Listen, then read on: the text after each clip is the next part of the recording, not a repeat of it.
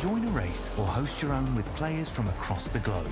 Race against the computer or in a league with friends. Feel the thrill behind the wheel. Visit iRacing.com.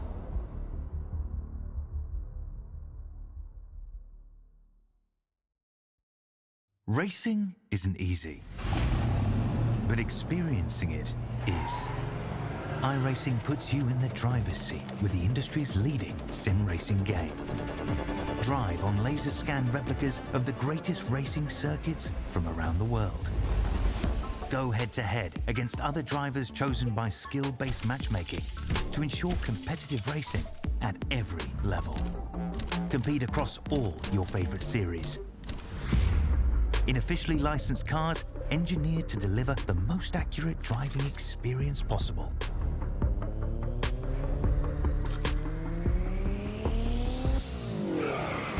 Join a race or host your own with players from across the globe.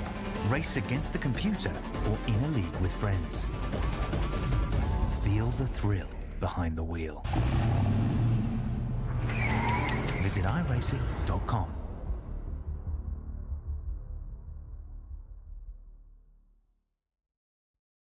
Racing isn't easy, but experiencing it is. iRacing puts you in the driver's seat with the industry's leading sim racing game. Drive on laser scan replicas of the greatest racing circuits from around the world. Go head-to-head against other drivers chosen by skill-based matchmaking to ensure competitive racing at every level. Compete across all your favorite series. In officially licensed cars, engineered to deliver the most accurate driving experience possible.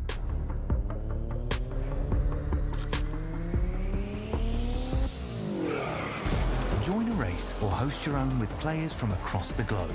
Race against the computer or in a league with friends. Feel the thrill behind the wheel. Visit iRacing.com.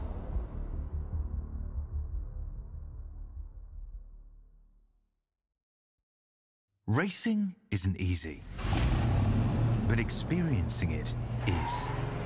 iRacing puts you in the driver's seat with the industry's leading sim racing game. Drive on laser scan replicas of the greatest racing circuits from around the world. Go head-to-head against other drivers chosen by skill-based matchmaking to ensure competitive racing at every level. Compete across all your favorite series. In officially licensed cars, engineered to deliver the most accurate driving experience possible.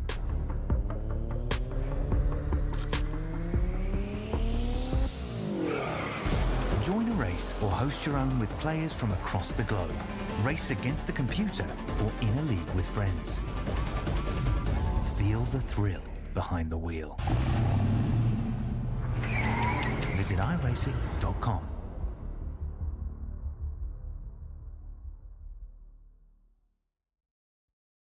Racing isn't easy, but experiencing it is.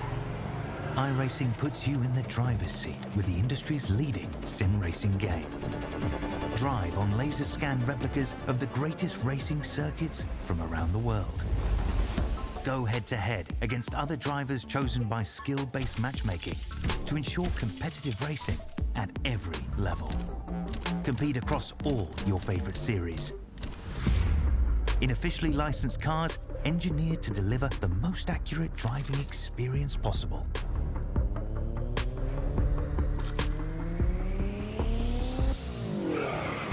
Join a race or host your own with players from across the globe. Race against the computer or in a league with friends. Feel the thrill behind the wheel. Visit iRacing.com.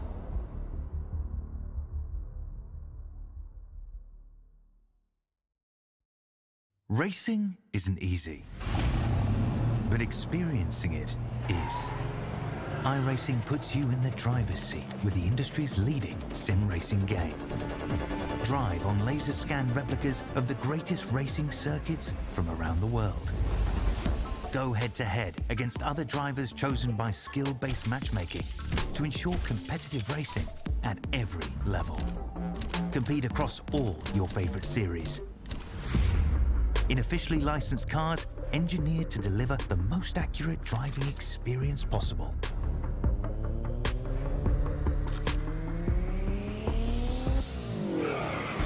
Join a race or host your own with players from across the globe. Race against the computer or in a league with friends. Feel the thrill behind the wheel. Visit iRacing.com.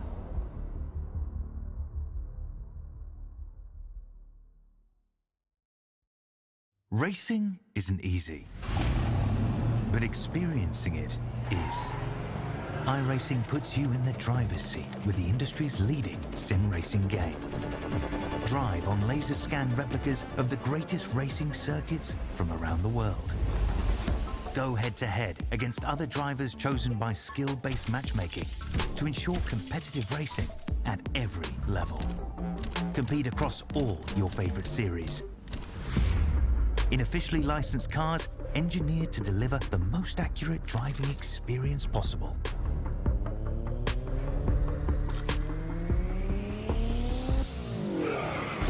Join a race or host your own with players from across the globe. Race against the computer or in a league with friends. Feel the thrill behind the wheel. Visit iRacing.com.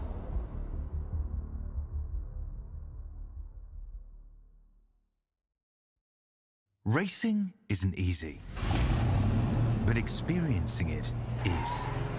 iRacing puts you in the driver's seat with the industry's leading sim racing game. Drive on laser scan replicas of the greatest racing circuits from around the world.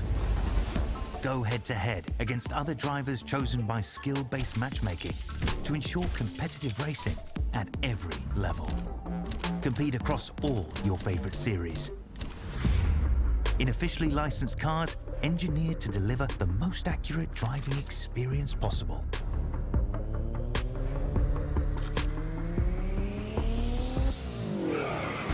Join a race or host your own with players from across the globe.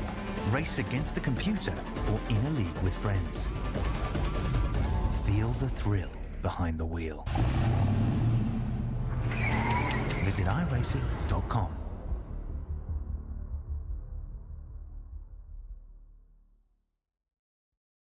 Racing isn't easy, but experiencing it is.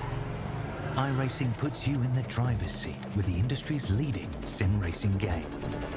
Drive on laser scan replicas of the greatest racing circuits from around the world. Go head-to-head against other drivers chosen by skill-based matchmaking to ensure competitive racing at every level. Compete across all your favorite series. In officially licensed cars engineered to deliver the most accurate driving experience possible.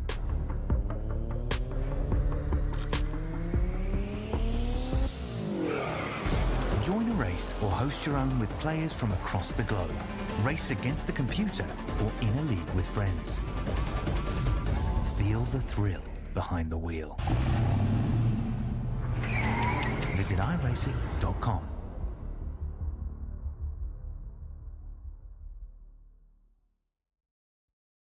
Racing isn't easy, but experiencing it is.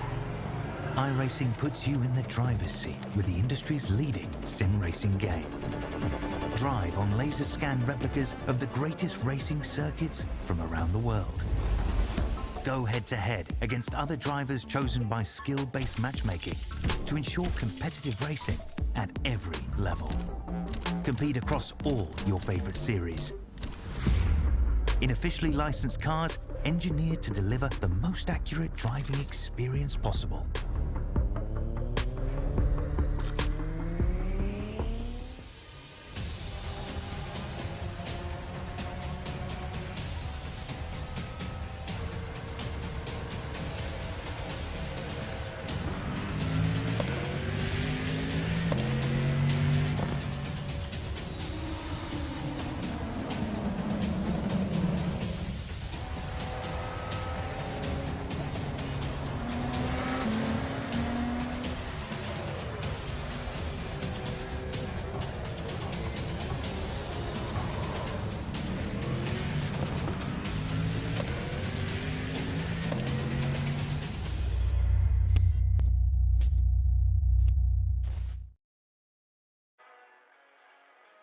Hi everyone, it is the third day of racing here at AMX Global, and that means that we're back for another day of racing.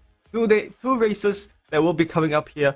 Of course, the first one being Formula 1 cars at Hockenheimring and V8 Supercars at Sandown right after this. My name is Wei-Han and I'm joined by Marco Barbanera once again to bring you the action here from AMX Global. Marco, how's it been? Fantastic, Wei-Han. We are ready for a fantastic day of racing here at AMX. Mercedes F1 cars at Hockenheim and V8 Supercars at Sandown.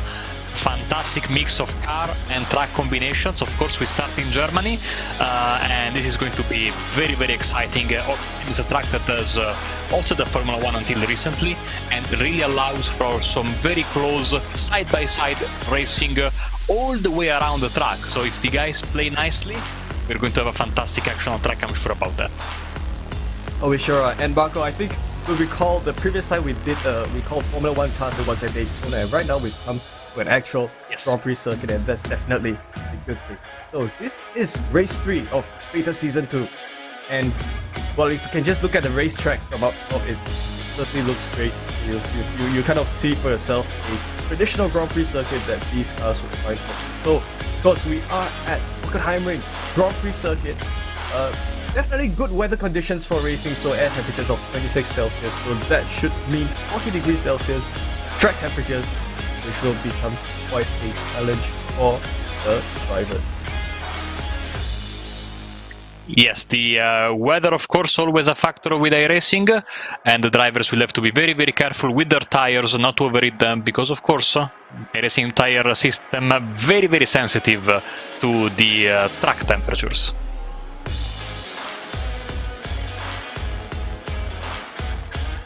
Oh, certainly. So, having a look at how the payment system is going to work. So, of course, we are racing at the free tier of the series.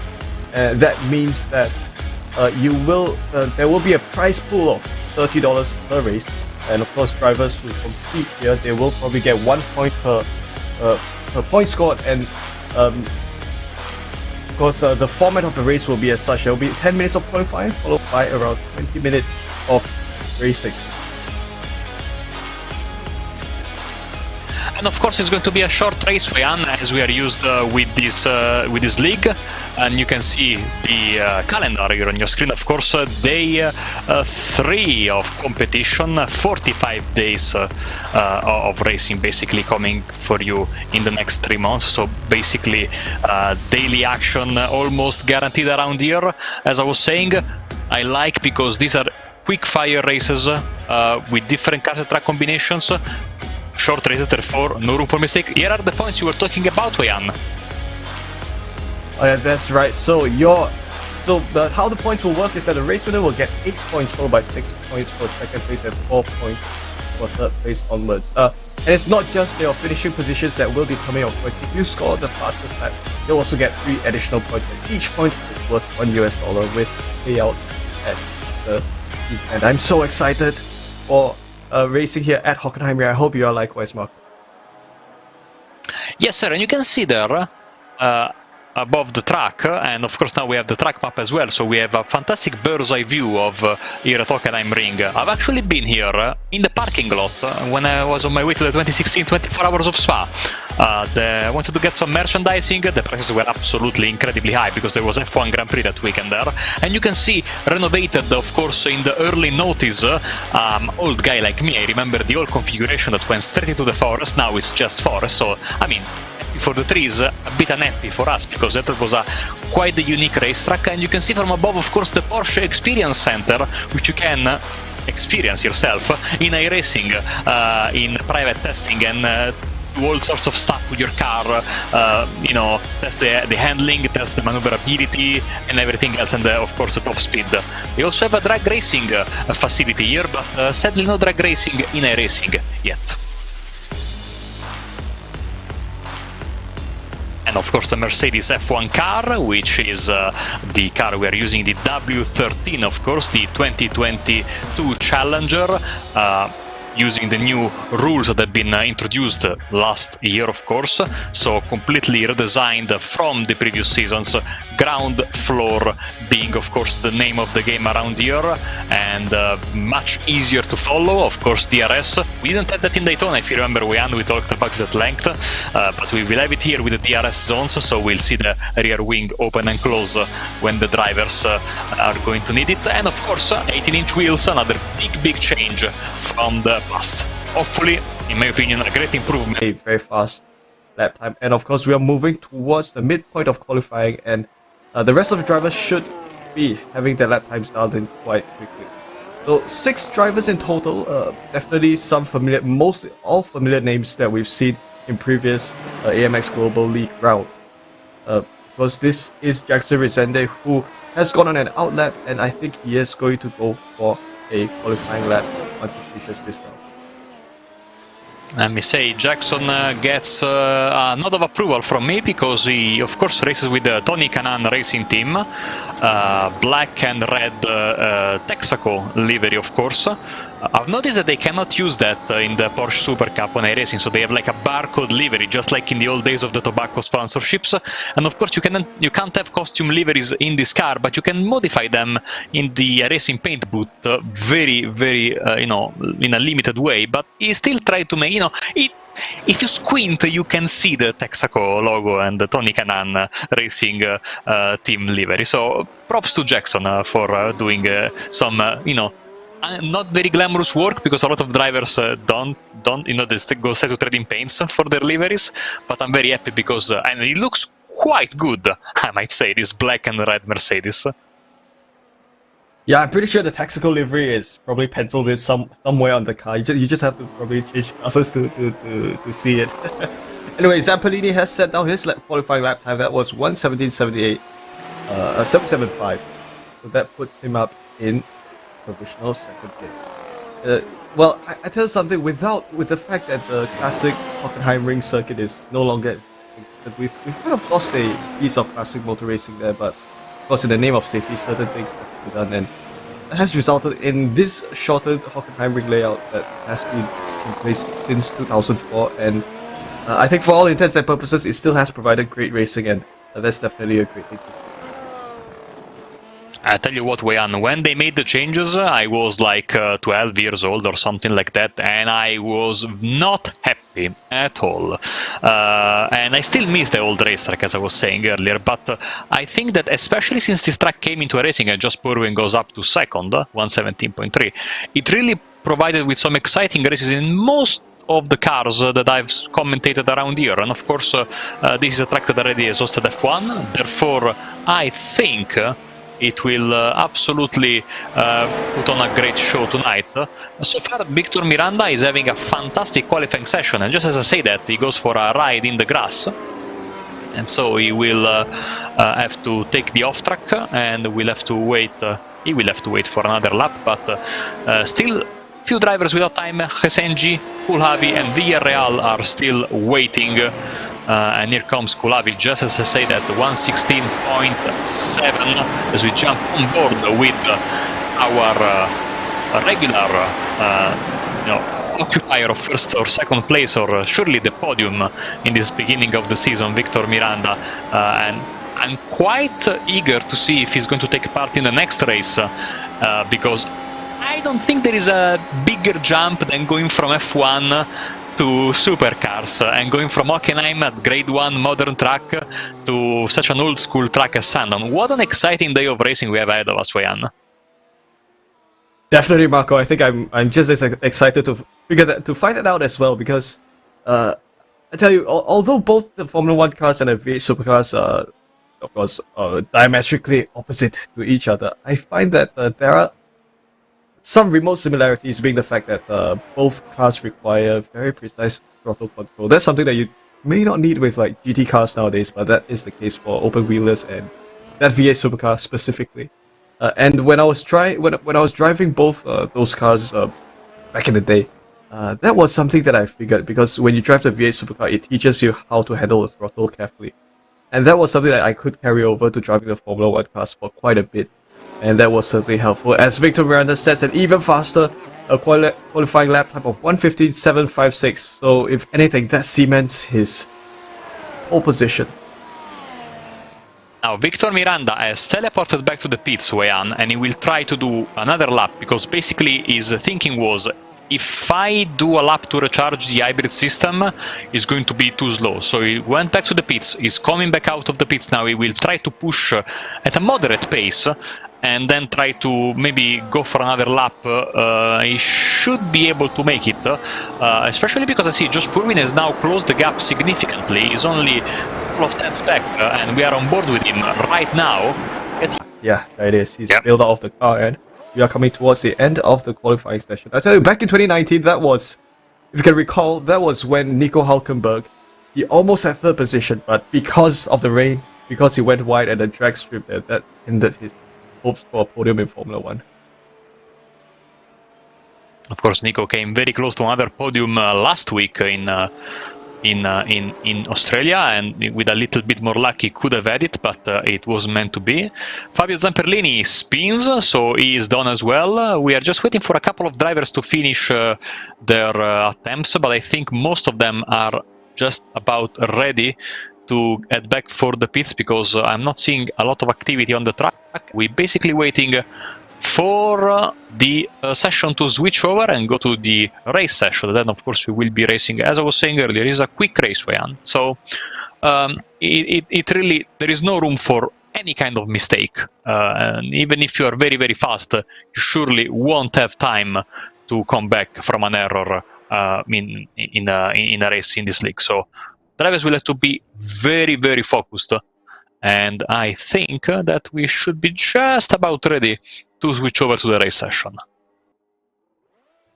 Yeah, most certainly, Marco. But one thing for sure is that with such a race time, it does mean that drivers can focus exclusively on racing without having to think about strategies or pit strategies and how much to refuel and stuff like that. And that certainly helps when all that's most important is to try to fight for position. So definitely, it takes some of the load away from the drivers to plan, and it does provide some great racing due to that fact. So very soon we will have the grid results out. So we've also got a seventh driver who's joined us, Adrian Claros, it would appear. That's great to see, an additional driver on the grid. Yeah, so his name popped the very back of the grid. Still waiting on the session to switch over, and we are patiently waiting. We don't have any. We are not in a rush. I want to see the cars, of course, race, but I mean, we have nowhere to go. So there we go, finally, and you can see some cloudy weather, Weian, for the starting grid. Yeah, most certainly. So from pole will be Victor Miranda with a 1:15.756. Definitely a very fast timing. Josh Purwin will start from the outside, and Jetson Resende behind the leader in third. Gaston Coulthard will begin from fourth. Fabio Zamperlini, Diego Villarreal, and Adrian Claros. Your starting grid for race 3 here at AMX Global Beta Season 2. A lot of South American flavor in this starting grid. We have 3 Brazilians, 1 Argentinian, and 1 driver from Uruguay. So quite the diverse grid. Of course, we got Josh Purwin, which I see white stars on his flag, therefore he must be Australian. And Adrian Claros, of course, just joined from the USA. And the drivers will have 2 minutes to grid, a little bit less than that, because we went through the starting grid, and then once everybody is on the grid, or once the 2-minute timer counts down to 0, the starting procedure will begin. I'm not sure if you've noticed it, Marco, but the skies have just suddenly changed in the sense that it was very sunny just now, and it suddenly became overcast. And I think that's going to mean something for the drivers. If it means cooler track temperatures, that means that the drivers will probably benefit from more grip. The race should start. I think that the drivers will be very, very happy, Weian. See the cloud cover. So it is the drivers who are currently parked on the grid, and it will be green flag any moment.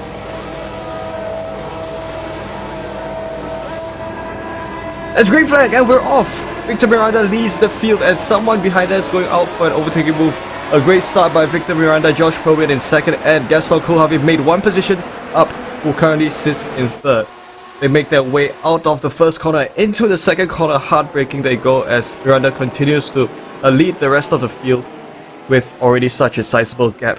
1 second of a gap that he's built ahead of the rest of the field. Josh Perbian continues to lead the rest of the grid from second place. This would appear to be Resende along the outside of Kulhavi as they come blasting down the hairpin. Is it going to be Resende along the inside of hairpin? He tried to think of the move, but Kulhavi holds on to his third position.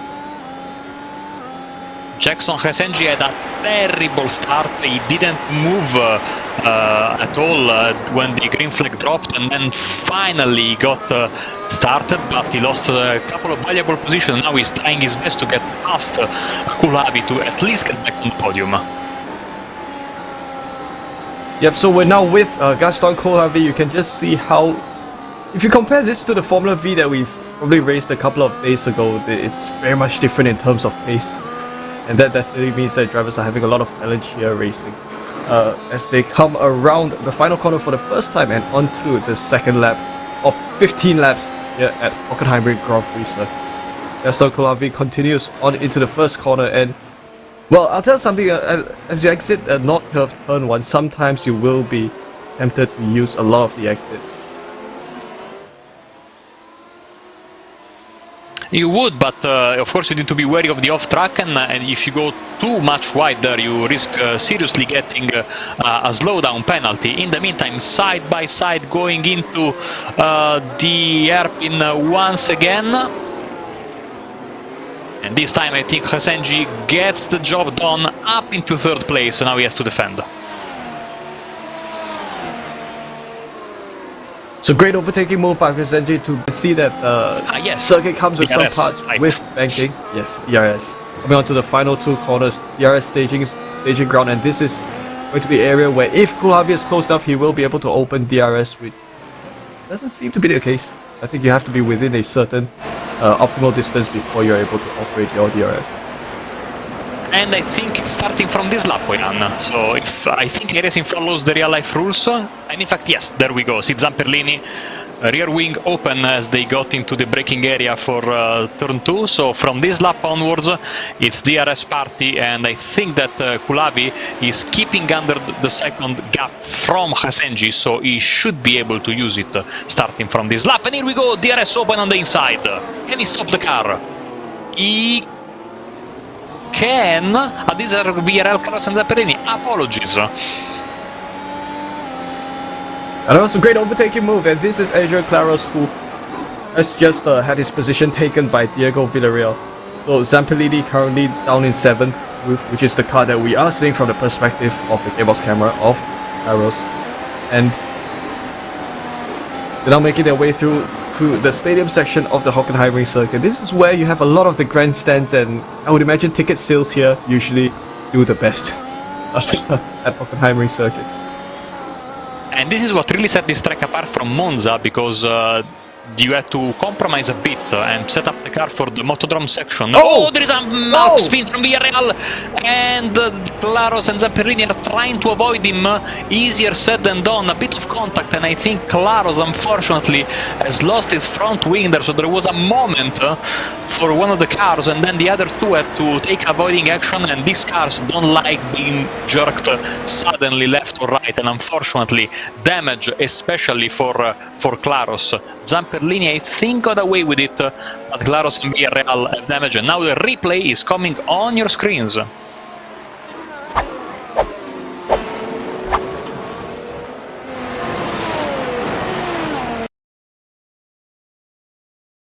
So you can just have a look at what exactly happened. So obviously along the exit, the car losing traction along the exit, and that kind of sent the car pointing the wrong way around and resulting in that contact. So, well, these cars are tricky to drive, Marco. They are, absolutely, and they, as you were saying earlier, you really need to be gentle on the throttle when you come out of corners. Of course, front wing damage can be repaired, but in a race as short as this, we're already 1/3 of the way through. That's going to be a big problem for the drivers that were involved in the crash, as we are on board with Jackson Hesenji, who's been able to I think, pull away from Kulavi, who must have made a mistake while we were watching the replay of the crash. He's down 11 seconds, and Hesenji is actually hunting down Josh Purwin. This could be a battle to watch in the second half of the race, a battle for second place, whilst in front of them Victor Miranda is enjoying his evening in front of everybody. Of course, his Brazilian evening, of course, and given more or less there is a bit after dinner time and enjoying the first place. Ooh, Hesenji with a big moment, saves the car, can continue. Yeah, 3-second gap is exactly what you need for some comfort, so to speak, so that is enough buffer for Miranda to at least feel a little bit more comfortable with where exactly he's at in the order of things. So certainly this is the closest battle that we have in the grid. And going very wide there does Hesenji. Good thing Rain hasn't come onto iRacing yet, if not the car might have just gone slid out wide, and you have a Hulkenberg style of retirement there.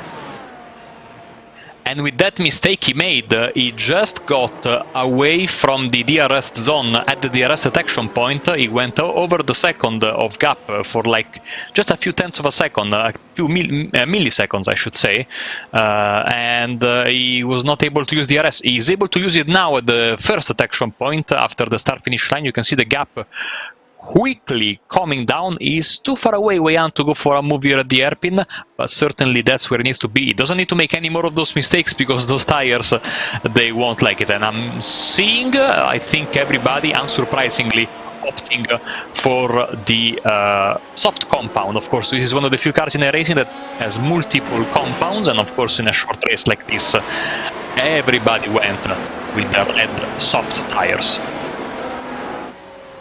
Yes, it's always good to get as much as you can. Oh, Hesenji goes a bit wide once again. I think his tires are going to not going to like that, but he still holds on to third nonetheless. And I think very much when you're coming towards the halfway point of the race, it's all about maintaining your stead, maintaining your position. And yeah, I'm kind of seeing that Hesenji might not be having the best of days with his car here, but one person who is having the best of days with his car is Miranda, who is still in the race lead.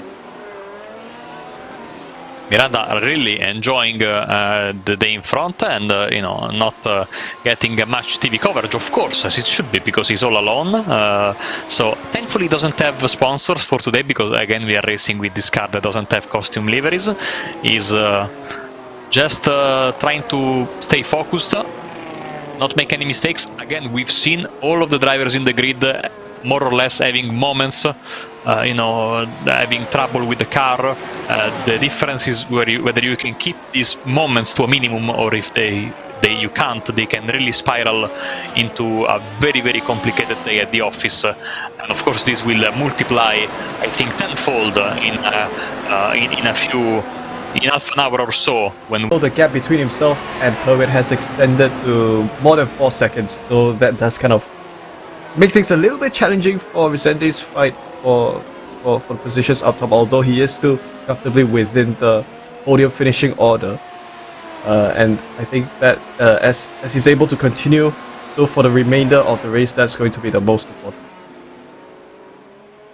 I'm looking at Victor Miranda. Quickly, we saw there on the top left of the screen a few seconds ago the fastest laps of the race, and Victor Miranda not only is he winning the race, he's also enjoying the fastest lap of the race so far, so he will bring home the full treasure from this race if things stay like this. Of course, we've seen, for example, when we were doing a couple of days ago the Radical at Oulton Park, when I was sure that the last lap wouldn't have any surprise, and then there was a change for the fastest lap of the race all of a sudden. So it's not over until it's over, as Yogi Bear used to say.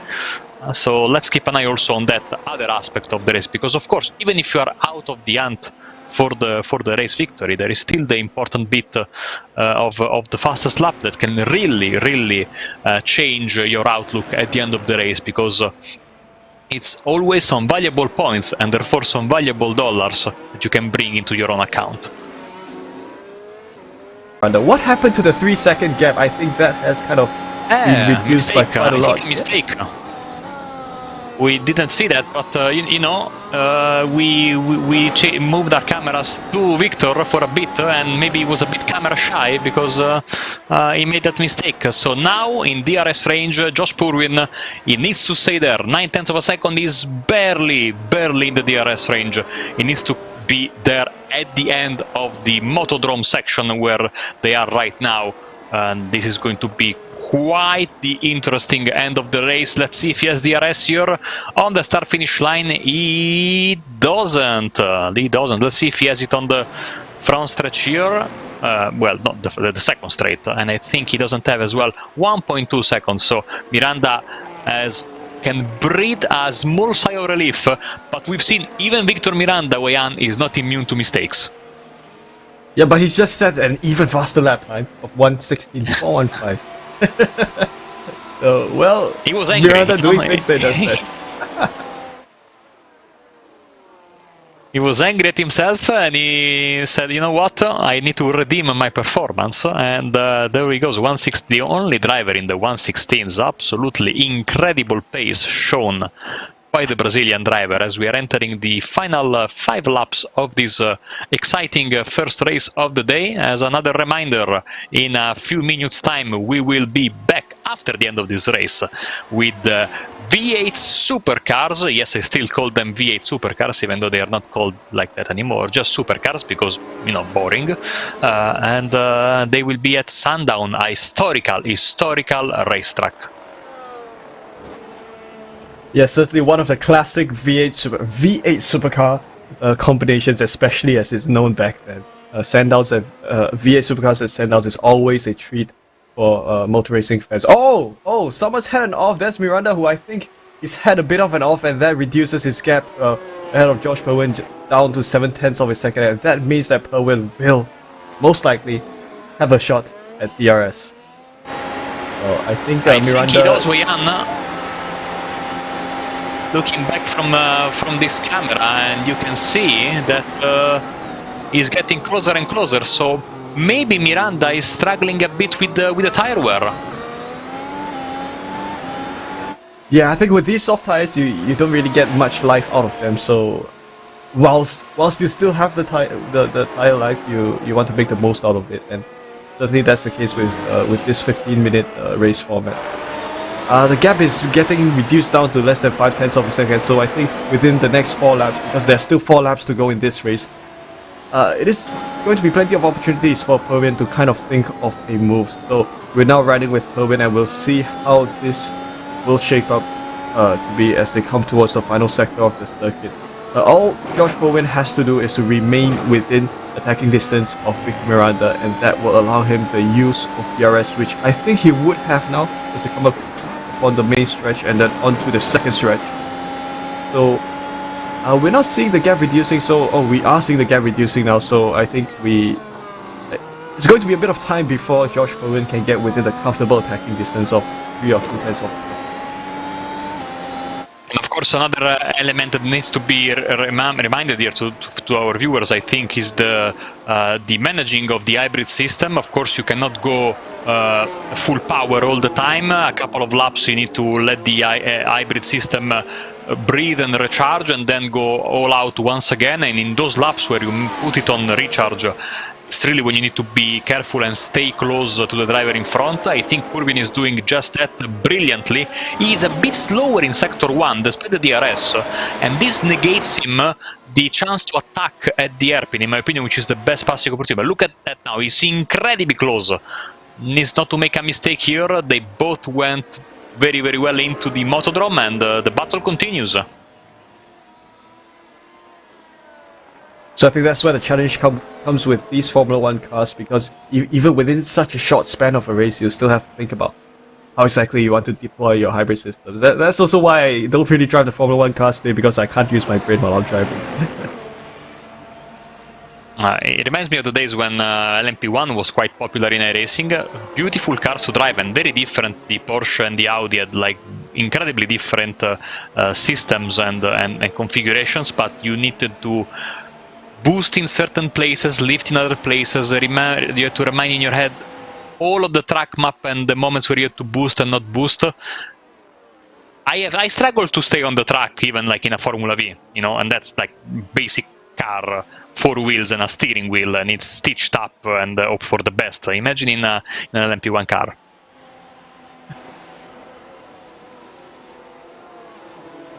Well, those are great cars to drive. I particularly like the Porsche, although it is it feels a lot like a Formula 1 car. Just the fact that you have a pin top over the wheels and stuff like that.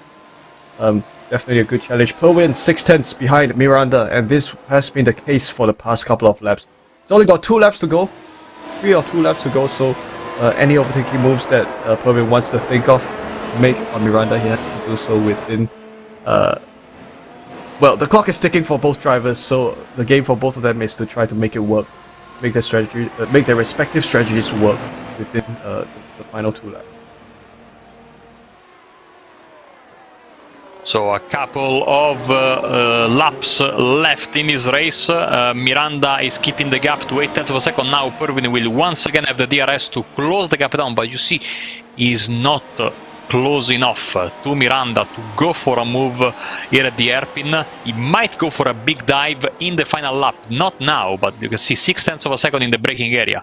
That's a bit too much, so he needs to stay close and hope for a mistake from Miranda in the final 1.5 laps of this race. Miranda, of course, is looked like he was cruising towards a comfortable race victory. Instead, he's fighting for this P1 until the end. He will be so happy to see the white flag in a few corners more.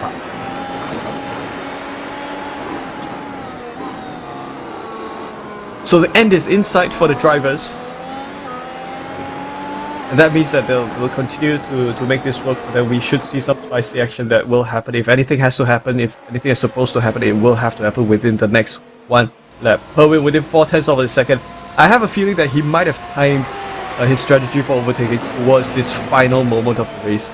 Obviously, because it is a race distance based on lap time instead of time duration. I think it gives drivers a better opportunity to plan exactly when they want to make to strategize exactly when they want to make certain overtaking moves. So Perwin 4/10, 3/10 down to 3/10, so they come blasting down the entry of the hairpin. Is this going to be an overtaking move by Perwin? This is one of the few final opportunities for Perwin to make anything work. Unfortunately, that hasn't worked out, so we'll have to continue with Miranda for the final half of the circuit as they come towards the stadium section. It was a big chance for Perwin, but he backed out at the very end. Let's see, it's going to be very, very difficult to go for a move here in the Motodrome, but he still has a small chance maybe before the final corner. Miranda looking good for the race victory. Most likely so. So with just about 4 or 5 corners left to go, Miranda continues to lead Perwin onto the final sectors of the circuit. Turn 15 and onto turn 16 we come. Victor Miranda will continue to lead Josh Perwin towards the end of race 3 here at Hockenheimring. Victor Miranda takes your race win, and Josh Perwin comes home in second place. Brilliant driving by both drivers, a great show that we've had, but there can only be one winner, and that was Victor Miranda. Ooh, a mistake from Hesenji, and Kulavi will snatch third on the final lap. What happened there? Something must have happened. As you can see, the celebrations for Miranda is giving us a nice smoke show. So Kulavi is a surprise third. Hesenji had a very bad start and a very bad finish to this race. He will have to settle down for fourth. You can see Zamperlini on the camera is hunting down Villarreal, but unfortunately he has run out of time, just like Perwin with Miranda. So Villarreal will be fifth, Zamperlini will be sixth, and Adrian Claros will recover and finish in 7th place. What an ending to this race. What a fantastic race, Wayan. And we will see the replay of what happened.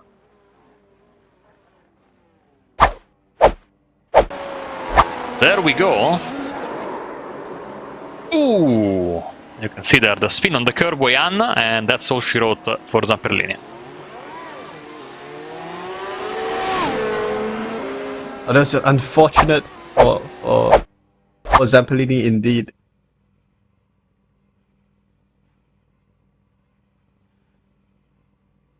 So it has been a brilliant first race to this brilliant race 3 here on the third day of racing here at AMX Global Season 2. And Victor Miranda, your race winner once again. We've seen Victor Miranda up here so many times, and he continues to win races here at AMX. Miranda, your race winner with Chloe in second and Gaston Kohavi coming home in third.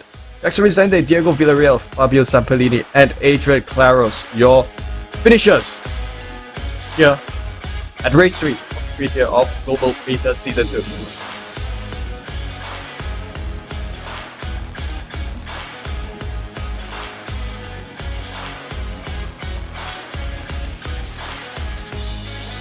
So Marco, I think we could both agree that it has been quite an eventful race, albeit only 15 laps, but that 15 laps was enough for drivers to plan to kind of have their strategies pan out in every aspect, and definitely had a great race outcome.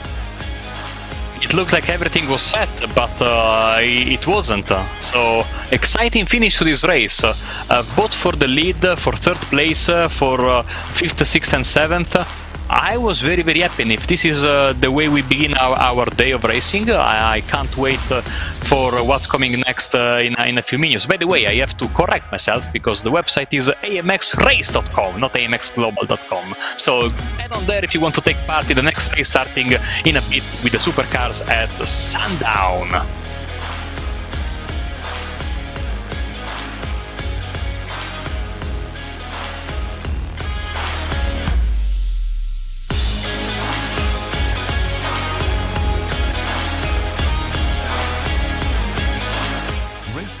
Isn't easy, but experiencing it is.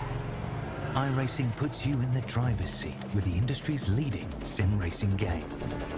Drive on laser scan replicas of the greatest racing circuits from around the world. Go head-to-head against other drivers chosen by skill-based matchmaking to ensure competitive racing at every level. Compete across all your favorite series. In officially licensed cars, engineered to deliver the most accurate driving experience possible.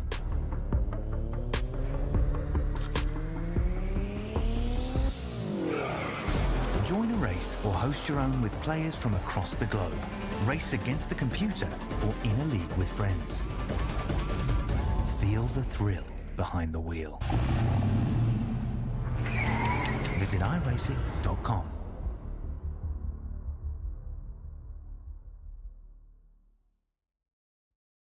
Racing isn't easy, but experiencing it is. iRacing puts you in the driver's seat with the industry's leading sim racing game. Drive on laser scan replicas of the greatest racing circuits from around the world. Go head-to-head against other drivers chosen by skill-based matchmaking to ensure competitive racing at every level. Compete across all your favorite series.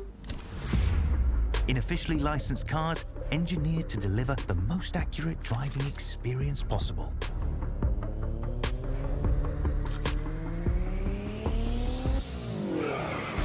Join a race or host your own with players from across the globe.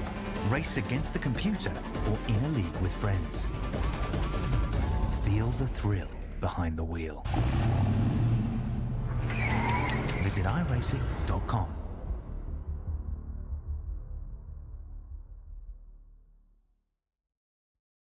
Racing isn't easy, but experiencing it is. iRacing puts you in the driver's seat with the industry's leading sim racing game. Drive on laser scan replicas of the greatest racing circuits from around the world. Go head-to-head against other drivers chosen by skill-based matchmaking to ensure competitive racing at every level. Compete across all your favorite series. In officially licensed cars, engineered to deliver the most accurate driving experience possible.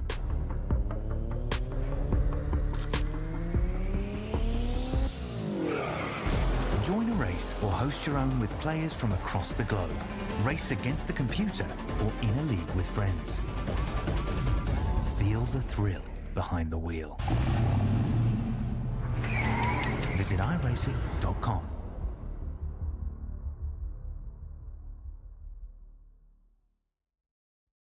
Racing isn't easy, but experiencing it is. iRacing puts you in the driver's seat with the industry's leading sim racing game. Drive on laser scan replicas of the greatest racing circuits from around the world. Go head-to-head against other drivers chosen by skill-based matchmaking to ensure competitive racing at every level. Compete across all your favorite series. In officially licensed cars engineered to deliver the most accurate driving experience possible.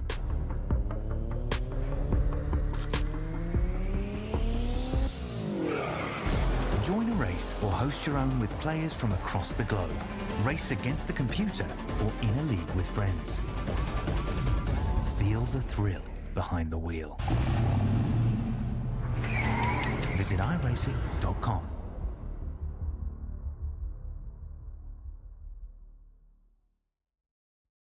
Racing isn't easy, but experiencing it is. iRacing puts you in the driver's seat with the industry's leading sim racing game. Drive on laser scan replicas of the greatest racing circuits from around the world. Go head-to-head against other drivers chosen by skill-based matchmaking to ensure competitive racing at every level. Compete across all your favorite series. In officially licensed cars engineered to deliver the most accurate driving experience possible.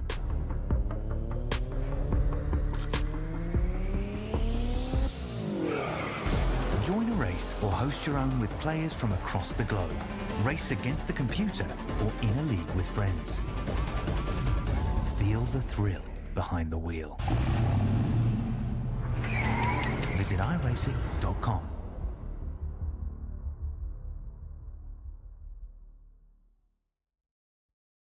Racing isn't easy, but experiencing it is. iRacing puts you in the driver's seat with the industry's leading sim racing game. Drive on laser scan replicas of the greatest racing circuits from around the world. Go head-to-head against other drivers chosen by skill-based matchmaking to ensure competitive racing at every level. Compete across all your favorite series. In officially licensed cars engineered to deliver the most accurate driving experience possible.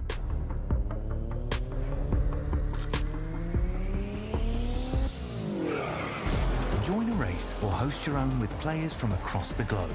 Race against the computer or in a league with friends.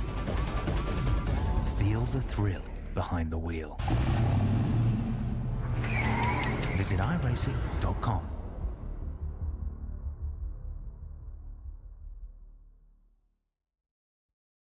Racing isn't easy, but experiencing it is. iRacing puts you in the driver's seat with the industry's leading sim racing game. Drive on laser scan replicas of the greatest racing circuits from around the world. Go head-to-head against other drivers chosen by skill-based matchmaking to ensure competitive racing at every level. Compete across all your favorite series. In officially licensed cars engineered to deliver the most accurate driving experience possible.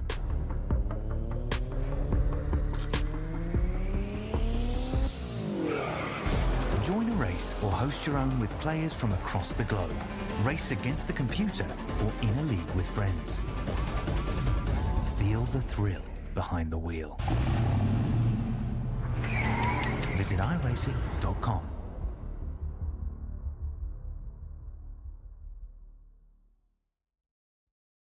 Racing isn't easy, but experiencing it is.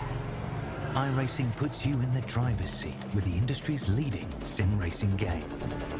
Drive on laser scan replicas of the greatest racing circuits from around the world.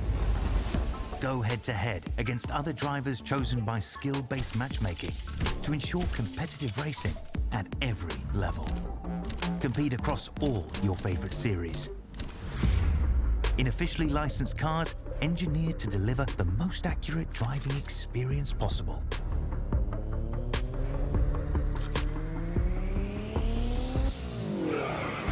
Join a race or host your own with players from across the globe. Race against the computer or in a league with friends. Feel the thrill behind the wheel.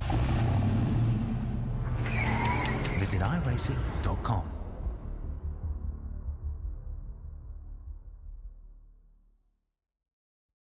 Racing isn't easy, but experiencing it is. iRacing puts you in the driver's seat with the industry's leading sim racing game. Drive on laser scan replicas of the greatest racing circuits from around the world. Go head-to-head against other drivers chosen by skill-based matchmaking to ensure competitive racing at every level. Compete across all your favorite series. In officially licensed cars, engineered to deliver the most accurate driving experience possible.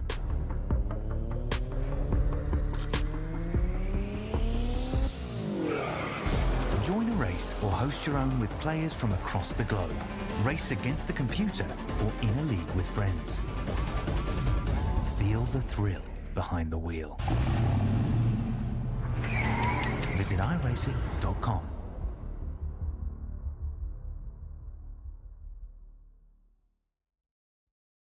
Racing isn't easy, but experiencing it is. iRacing puts you in the driver's seat with the industry's leading sim racing game. Drive on laser scan replicas of the greatest racing circuits from around the world. Go head-to-head against other drivers chosen by skill-based matchmaking to ensure competitive racing at every level. Compete across all your favorite series. In officially licensed cars, engineered to deliver the most accurate driving experience possible.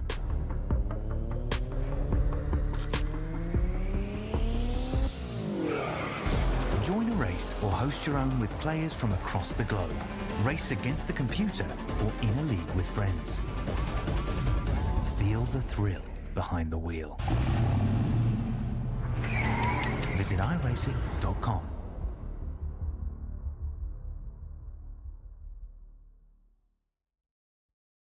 Racing isn't easy, but experiencing it is. iRacing puts you in the driver's seat with the industry's leading sim racing game. Drive on laser scan replicas of the greatest racing circuits from around the world. Go head-to-head against other drivers chosen by skill-based matchmaking to ensure competitive racing at every level. Compete across all your favorite series. In officially licensed cars, engineered to deliver the most accurate driving experience possible.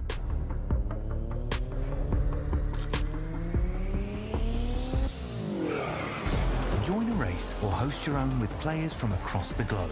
Race against the computer or in a league with friends. Feel the thrill behind the wheel. Visit iRacing.com.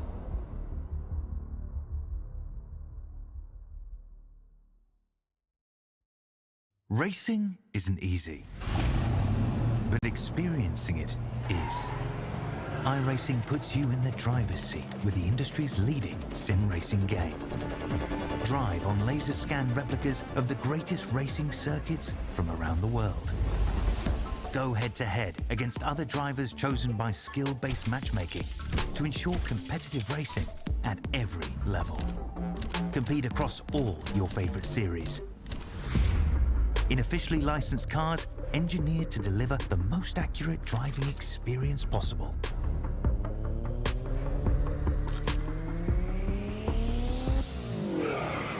Join a race or host your own with players from across the globe.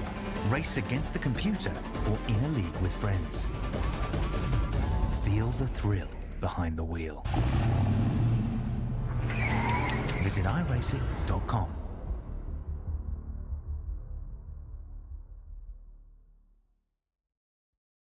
Racing isn't easy, but experiencing it is. iRacing puts you in the driver's seat with the industry's leading sim racing game. Drive on laser scan replicas of the greatest racing circuits from around the world. Go head-to-head against other drivers chosen by skill-based matchmaking to ensure competitive racing at every level. Compete across all your favorite series. In officially licensed cars engineered to deliver the most accurate driving experience possible.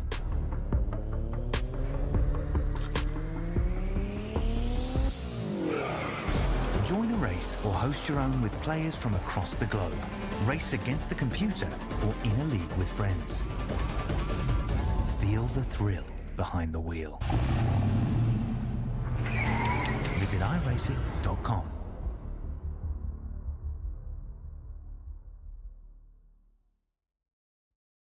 Racing isn't easy, but experiencing it is. iRacing puts you in the driver's seat with the industry's leading sim racing game. Drive on laser scan replicas of the greatest racing circuits from around the world. Go head-to-head against other drivers chosen by skill-based matchmaking to ensure competitive racing at every level. Compete across all your favorite series. In officially licensed cars engineered to deliver the most accurate driving experience possible.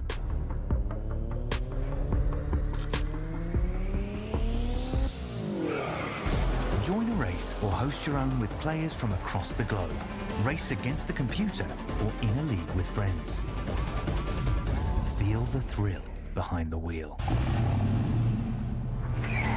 Visit iRacing.com.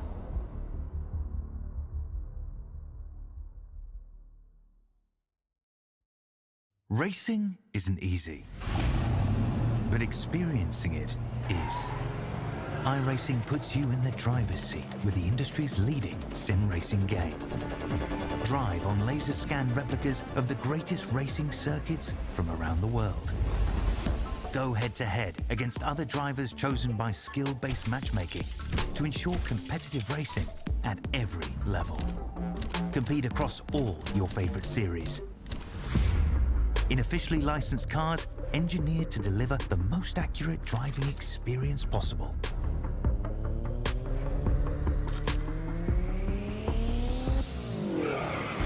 Join a race or host your own with players from across the globe. Race against the computer or in a league with friends. Feel the thrill behind the wheel. Visit iRacing.com.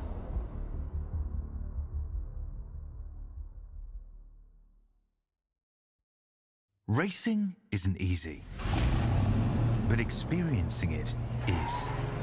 iRacing puts you in the driver's seat with the industry's leading sim racing game. Drive on laser scan replicas of the greatest racing circuits from around the world. Go head-to-head against other drivers chosen by skill-based matchmaking to ensure competitive racing at every level. Compete across all your favorite series. In officially licensed cars engineered to deliver the most accurate driving experience possible.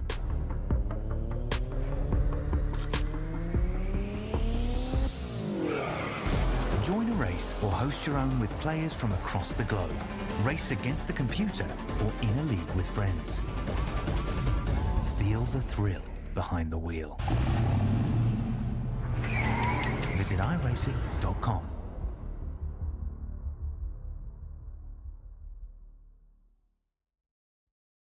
Racing isn't easy, but experiencing it is. iRacing puts you in the driver's seat with the industry's leading sim racing game. Drive on laser scan replicas of the greatest racing circuits from around the world.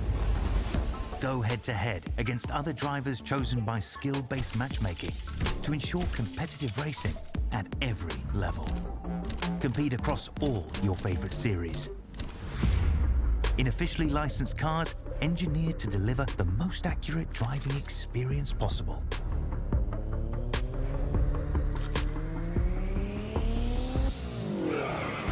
Join a race or host your own with players from across the globe. Race against the computer or in a league with friends. Feel the thrill behind the wheel. Visit iRacing.com.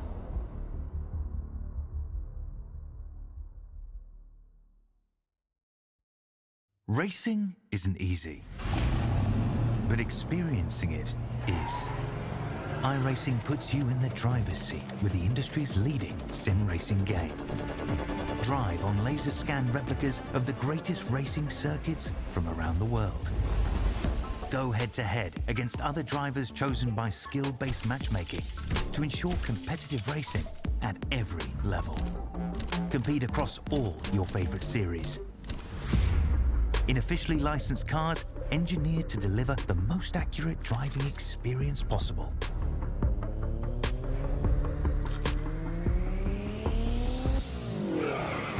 Join a race or host your own with players from across the globe.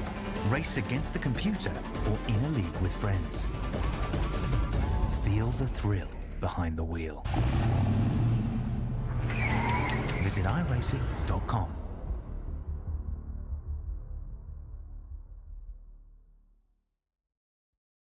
Racing isn't easy, but experiencing it is. iRacing puts you in the driver's seat with the industry's leading sim racing game. Drive on laser scan replicas of the greatest racing circuits from around the world. Go head-to-head against other drivers chosen by skill-based matchmaking to ensure competitive racing at every level. Compete across all your favorite series. In officially licensed cars engineered to deliver the most accurate driving experience possible.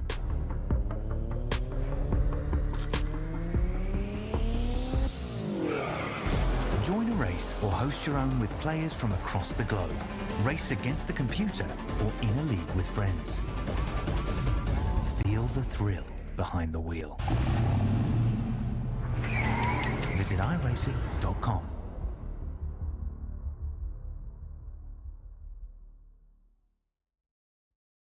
Racing isn't easy, but experiencing it is.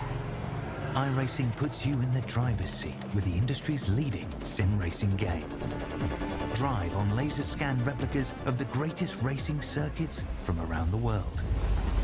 Go head-to-head against other drivers chosen by skill-based matchmaking to ensure competitive racing at every level. Compete across all your favorite series. In officially licensed cars engineered to deliver the most accurate driving experience possible.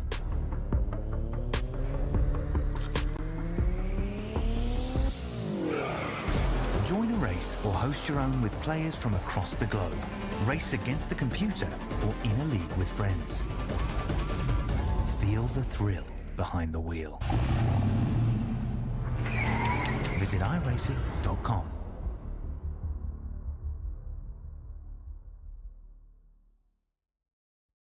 Racing isn't easy, but experiencing it is. iRacing puts you in the driver's seat with the industry's leading sim racing game. Drive on laser scan replicas of the greatest racing circuits from around the world. Go head-to-head against other drivers chosen by skill-based matchmaking to ensure competitive racing at every level. Compete across all your favorite series. In officially licensed cars engineered to deliver the most accurate driving experience possible.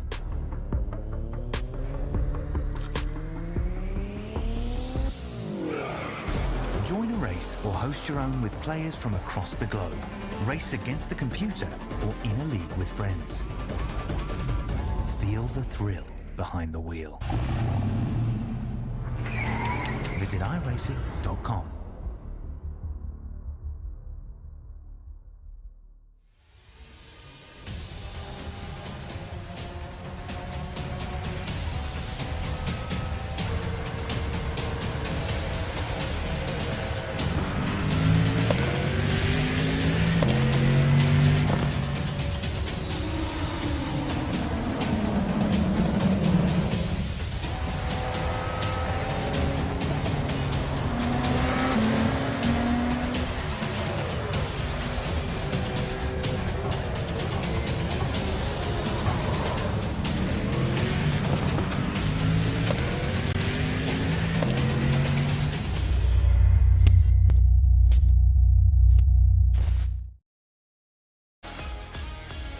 We're back for the second installment of the Night of Racing here at AMX Global Beta Season 2.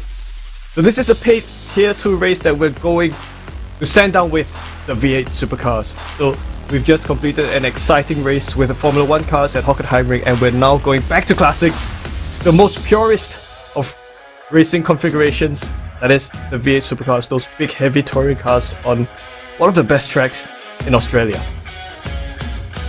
And there we are, Wayan, with a beautiful aerial view of Sandown. This one of the latest tracks in iRacing. iRacing is scanning a lot of tracks down under because they are about to be either out of business or be completely changed into something else, just like Oran Park, Pukekohe in New Zealand, and of course Sandown here in Australia, home of the Sandown 500, the retro round, and the basically the race before the Bathurst 1000. They do half the distance here.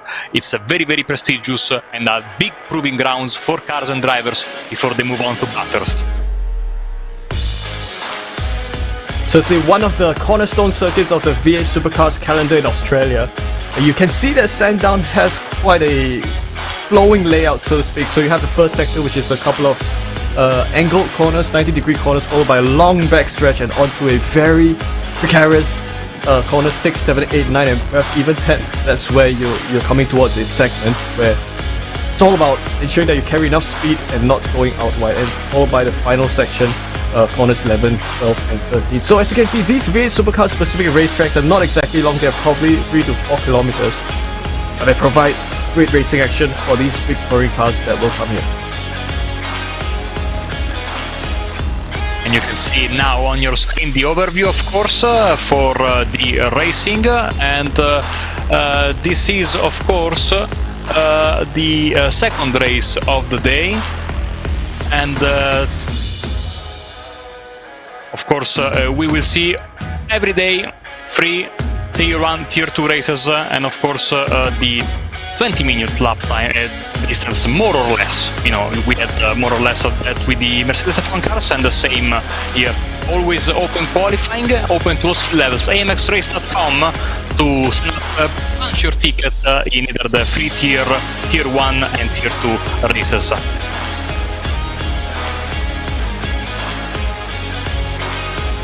So Beta Season 2 schedule, we are at the third day of racing, of a total of 45 days of racing throughout the next 3 months and 90 races in total.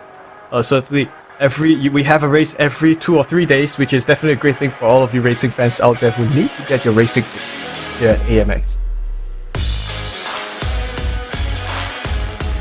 There are the points we are on your screen, and of course paid Tier 2, therefore there's 100 points on offer for the winner, an 80, 60, 40, 30, 24, and so on and so forth. The fastest lap is worth half of a victory, 50 points, and of course 5 points for the participation you need to complete your evening run around 1 lap here at Sandown and still feel good afterwards. 46 degrees track temperature, so that means that the drivers will have a very hard time getting grips with the track, so to speak. So this track was opened back in 1962, and it's kind of been a cornerstone racetrack for, like Marco said, for V8 Supercars, and of course the staple event is the Sandown 500.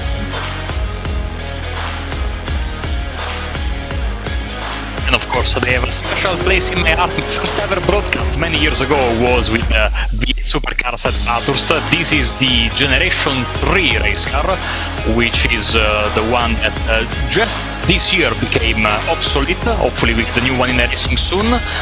This is the last one. It was Ford versus Holden. Now Holden has gone. We have, of course, the Chevy Camaro in its place. This one still has the adjustable anti-roll bar on board, adjustable brake bias.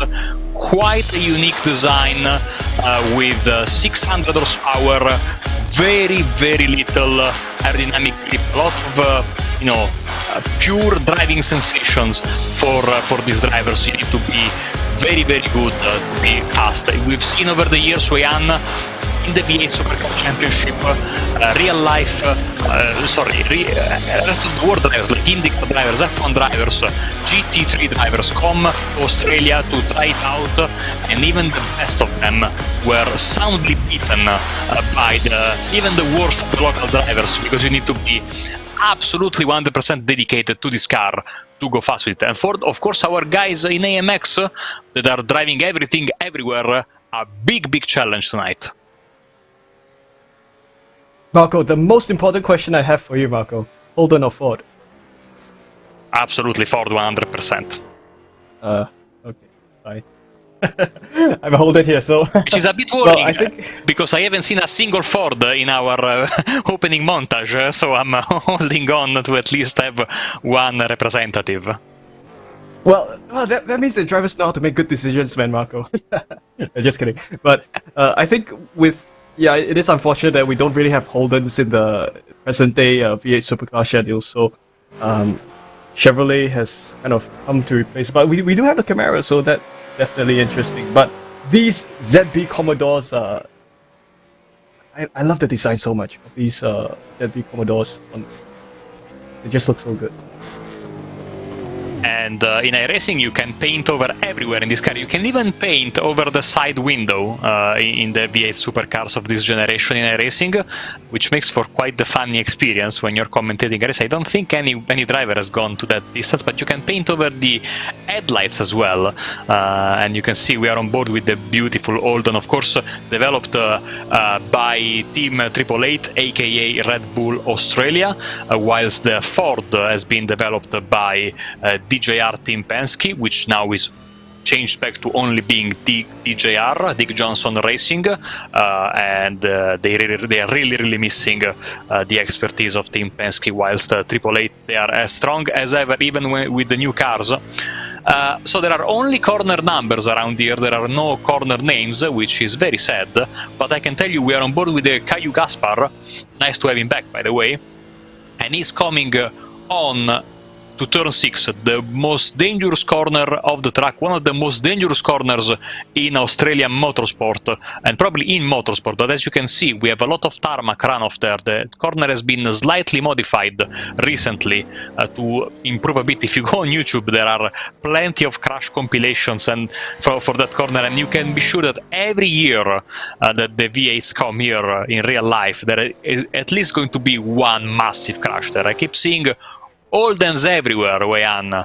I'm a bit sad. I mean, you know, I should have taken part in the race as the lone Ford, and of course finish not last, like beyond last. Yeah, I think it'll be a surprise if we can even finish with a Ford. Fabio Zampellini, who we're riding on board with. We're still in practice, so well, one thing that I noticed with all these Aussie tracks that are geared towards V8 supercars are the extra tall curbs that the V8 supercars have no trouble handling, but if you use those with any other car, you'll definitely damage some suspensions here and there. You absolutely do, and it's a pleasure to see these cars jump around on these curbs, and the beautiful thing about V8 racing weekends, they have a lot of support series, which are the beautiful Aussie racing cars, which are basically legend cars, but instead of looking like Ford coupes, they look like Aussie racing cars. You can have the improved production, which is basically any kind of Australian touring car from the 60s down to this day. All cars that really like this kind of curves, and then they have the S5000, the new junior formula in Australia, which don't like these curves, and so those cars are always a handful to drive around these racetracks. And of course, in iRacing, when you come here with like a Skip or a V or a Formula Ford, you need to stay away from these curves because they can really damage your car. We see the checkered flag, and you can see also the iRatings, the road iRatings of these drivers. Victor Miranda 7.5. This is like the SOF for this race is like sky high. We have a couple of 7, let's say 3, because Gaspar is a 6.9. So absolutely, drivers of the highest quality. Is a small but incredibly competitive field, as you can see the times for the practice session, and more importantly, the cars jumping on the racetrack for the 10-minute group qualifying session.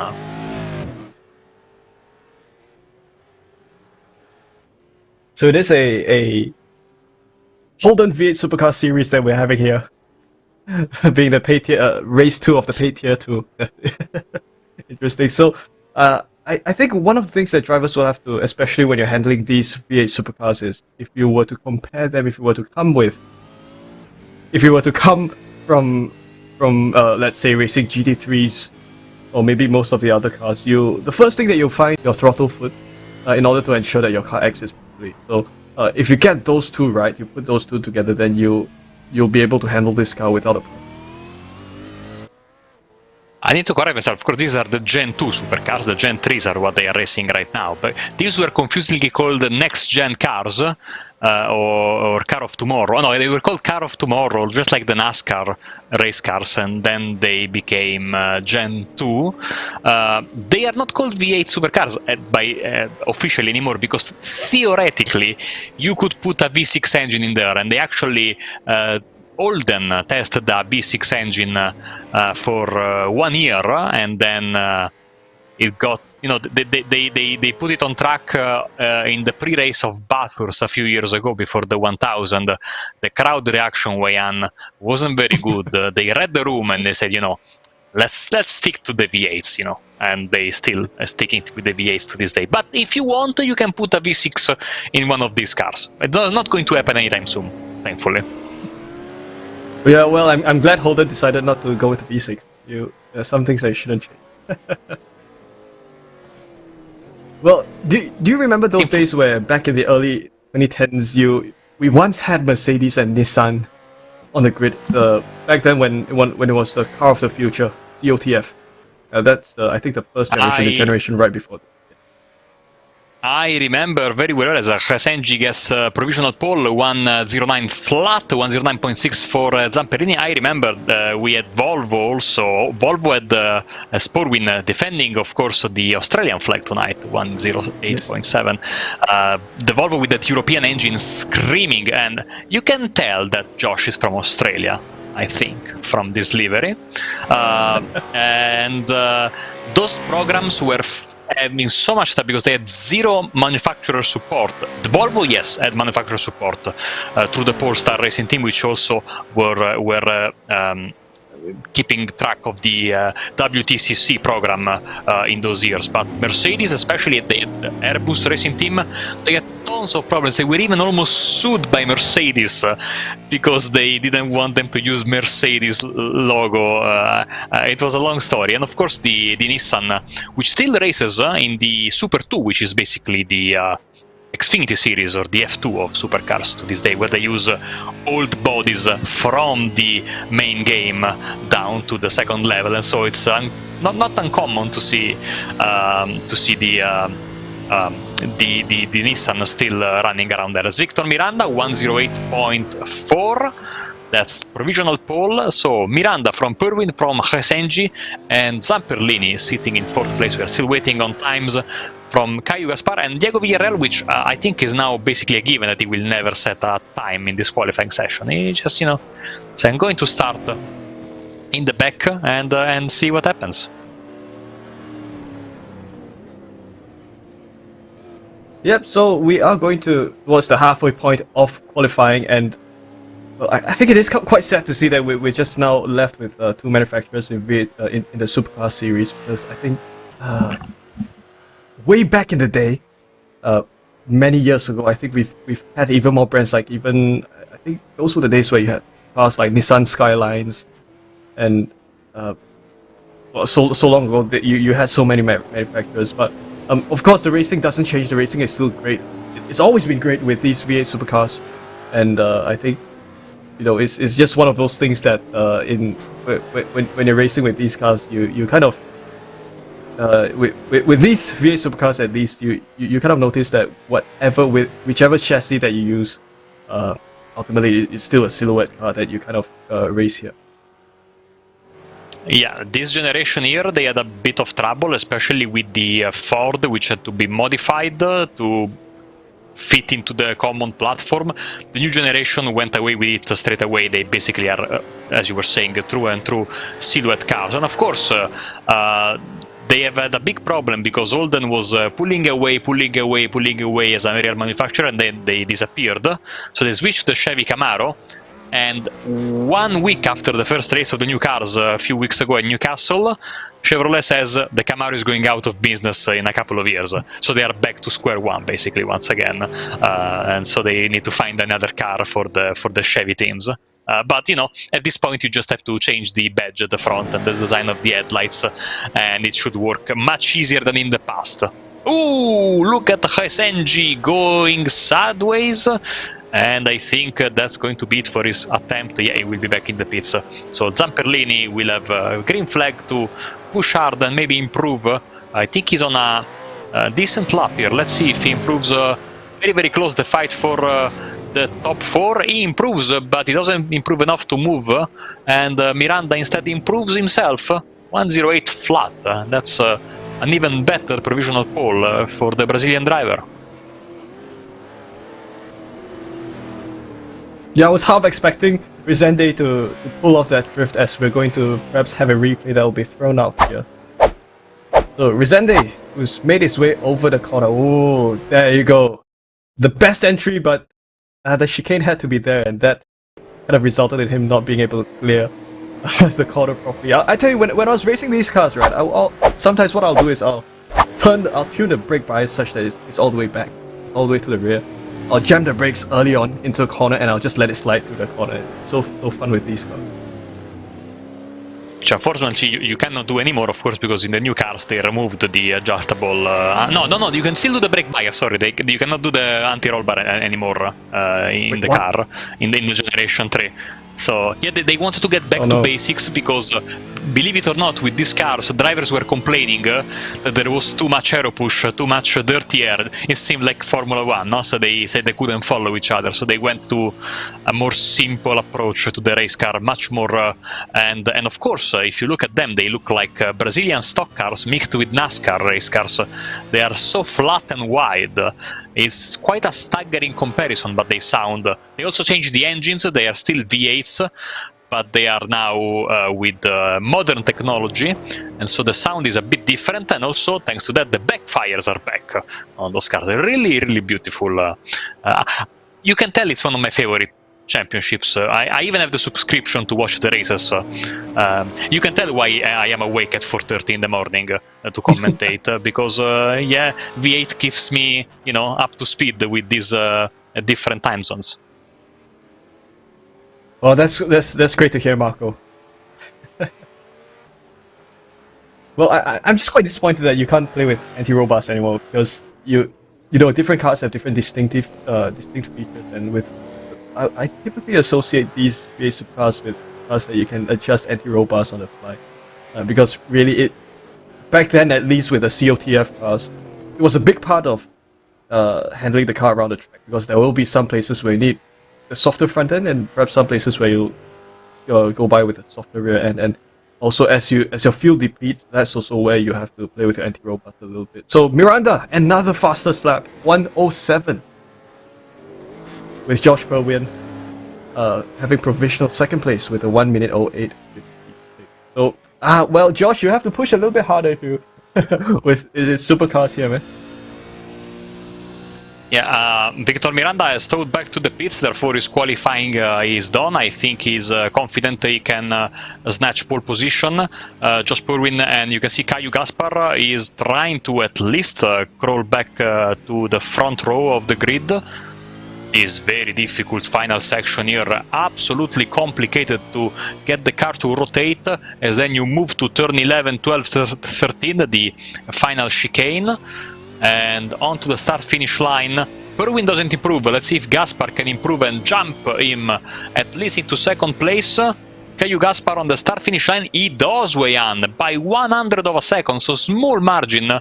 But we have a Brazilian front row, and Josh Purwin will have to settle for third place. We have a couple of drivers still coming on the start-finish line, but I think that more or less this will be our starting grid. Once again, look at this beautiful facility, and of course the horse racing track. I am disappointed that iRacing hasn't scanned a horse or two as a Easter egg, you know, around the racetrack.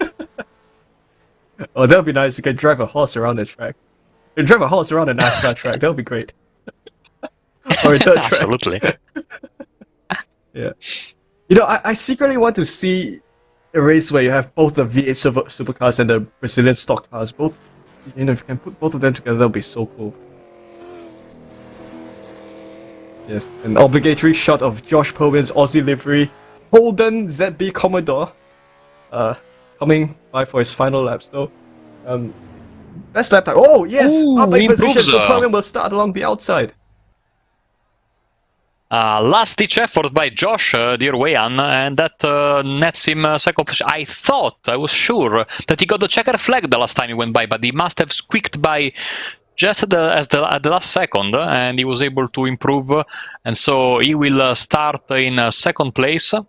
Of course, Victor Miranda looking to replicate the success he had 1 hour ago, more or less, in Hockenheim. I cannot believe to stress, if you're a new viewer, if you are just getting close to the world of sim racing, how difficult it is to jump from an F1 car to a V8 supercar and still be competitive. These guys are absolutely amazing. Here is a starting grid, Wayan.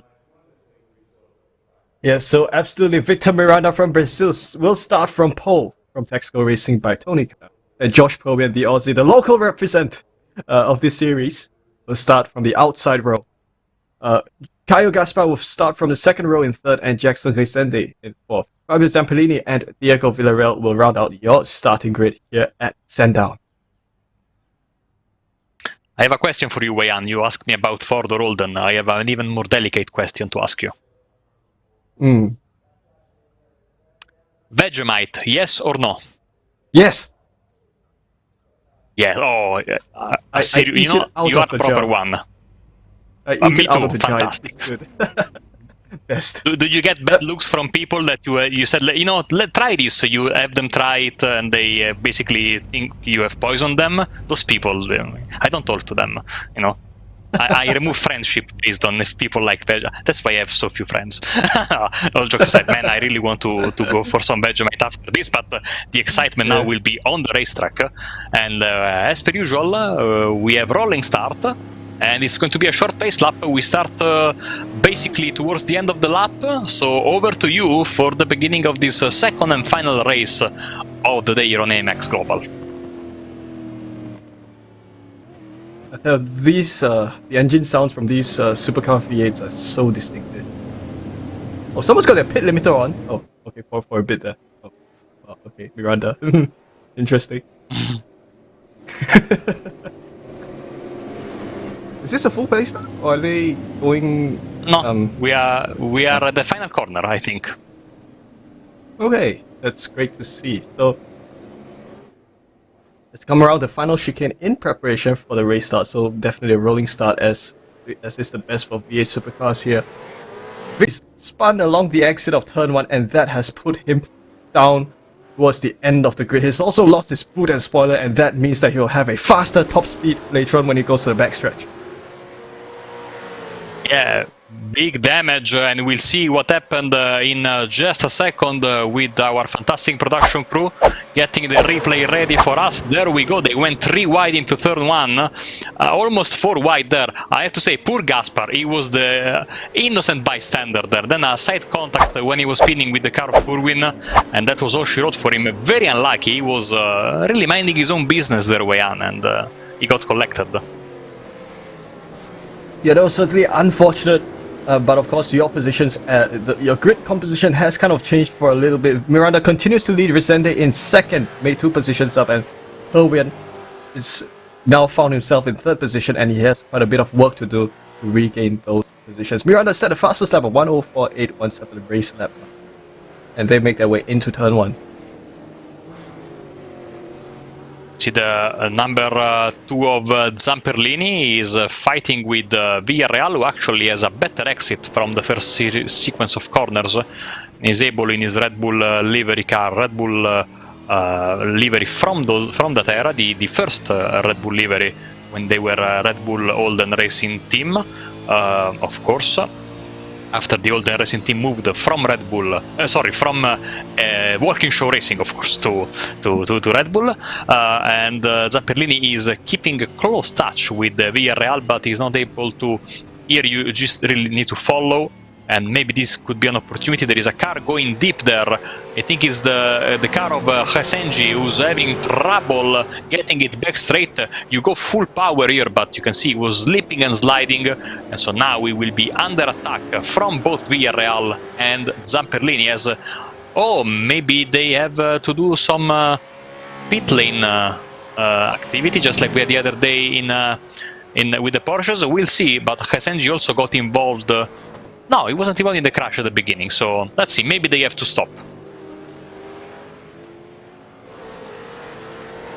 Well, this is the battle between Zamperlini and Diego Villarreal, so one of the more exciting battles, one of the closer battles that's happening within the grid. So Villarreal leads Zamperlini into the first sector of the circuit once again.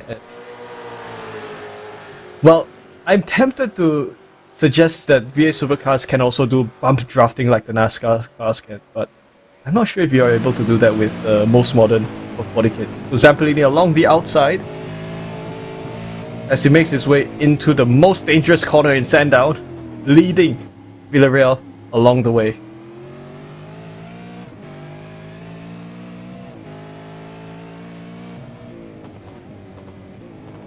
So you can just see how I think that there are plenty of opportunities for Villarreal to kind of think of an overtaking move, and that pit entry there makes for a good runoff, so to speak, if you want to widen your exit line a little bit. Side by side, both drivers go down the main stretch. Zamperlini in third, Villarreal in fourth, but Villarreal is the one in the inside line. And over into the first corner, Villarreal uses his positional advantage to perhaps try to make an overtaking move, but he backs out as Zamperlini continues to lead both drivers into the chicane. Very respectful battle so far, and now they are following each other on the backstretch. Villarreal in tow of Zamperlini, on board with the driver from Uruguay, side by side on the. This is how accidents happen in this corner. Hopefully cooler heads will prevail. They do, they both live to tell the tale. That's usually what happens. There are cars side by side way on, the car on the outside gets touched. And a mistake from Villarreal. And he goes on the grass, collects some daisies, and back on the racing surface. But now, of course, Zamperlini is... another mistake. You see, you cook the tires with this car. Doesn't like it. Villarreal saves the car as he made a bit of mistake along the exit of turn 3, I think. Of course, with these cars, you have a lot of issue with finding traction along the axle of the corner. And Jackson Resende, I think, has made an overtaking move on Diego Villarreal, and his car is starting to look like a road car without the boot and the rear wing. The more you make mistakes with these cars, the more the tires will become impossible to manage, and I think that Villarreal is paying the big price right now. One mistake, 2 mistakes, 3 mistakes, at the end the tires are basically made of jelly, and you need to wait maybe 2, even 3 laps sometimes, especially with these cars right here, before you can come to grip, to good grip. Once again, and even when you have good grip with these cars, it's always on a knife edge. So I'm not envying Diego's position right now, because I think he's really look how much he's struggling, and he keeps on sliding. He's having a very, very bad quarter of an hour right now driving his Holden Red Bull car.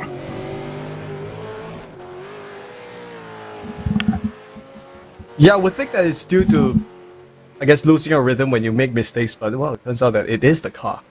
So I've been wrong all along. Gaspar in fourth. Wait, is this Gaspar or Resende? Oh, it is Gaspar. Correct. I got the name wrong. I'm so sorry. Gaspar, the car without the boot, and look, with these supercars, really, without the spoiler, sometimes you get more straight line speed with less downforce, and of course, at a track like Sandown, you have two main stretches. That's where sometimes, with a damaged car, you can go even faster. Zampellini in third. Yeah, and same. Of course, Zampellini. Sorry, Marco. No, sorry. The same thing happened with the old generation of cars, which is on iRacing as well. That when you hit with your back, not only the rear wing would fall off, but also the back back door, where you put the luggage, you put the groceries. iRacing would remove everything, which. The boot, thank you very much.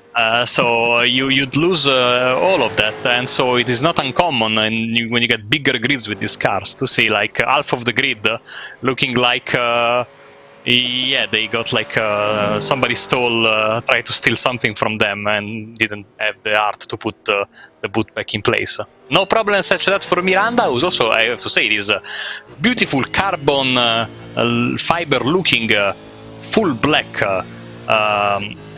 Holden, and he's enjoying, I have to say, I don't know how this is possible, but a much more relaxing race than what he had with the Mercedes F1 car a few minutes ago.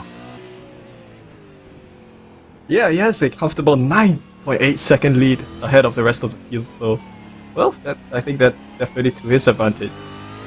Yeah, with these V8 supercars, you can just see how much of those tall curbs you can use, because with these cars being as hefty as they are, you can get by with kind of banging them a bit here and there, and you'll still be fine.